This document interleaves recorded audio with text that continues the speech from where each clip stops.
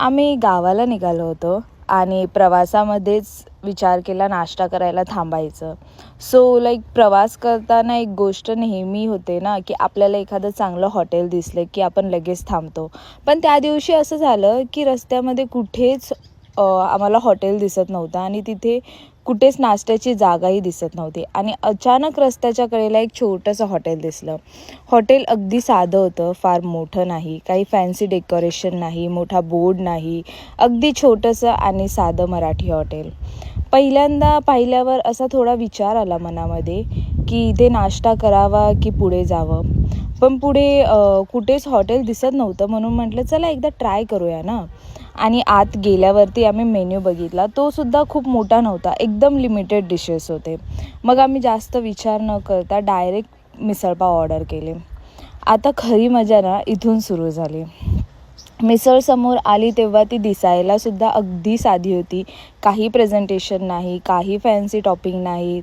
पण मला नेहमी एक गोष्ट वाटते, डोंट जज बुक बाय इट्स कवर. आणि अगदी इथे तसंच घडलं. पहिला घास घेतला आणि खरंच सांगते अपेक्षेपेक्षाही जास्त खूप छानच टेस्ट होती. विशेष म्हणजे त्या मिसळची चव अगदी घरगुती होती.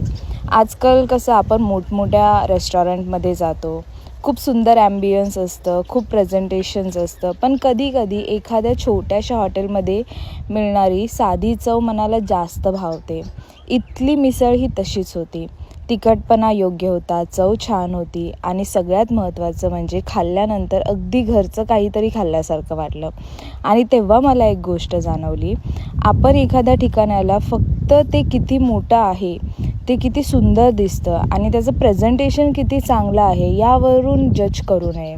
कारण कधीकधी अशा छोट्या जागांमध्ये आपल्याला खूप छान चव भेटते आणि खूप मनापासून केलेले काम अनुभवायला मिळते. आणि म्हणूनच जर तुम्ही या भागातून प्रवास करत असाल तर तुम्हाला हे छोटंसं हॉटेल दिसलं तर एकदा नक्की थांबा. इथली मिसळ ट्राय करून बघा. कदाचित तुम्हालाही आमच्यासारखंच वाटलं की हॉटेल छोटंसं आहे तरी चव मात्र मोठी आहे. आणि शेवटी एक महत्त्वाची गोष्ट, अशा छोट्या उद्योजकांना आपण नेहमीच प्रोत्साहन केले पाहिजे.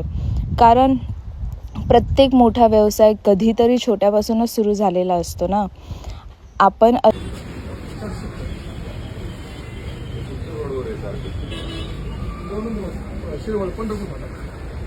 पंढरपूर लोणंदला जाताना डावीकडे वळलं की उजव्या साईडचं पहिलं पुण्यावर नेत असेल तर खूप चांगली चव होती.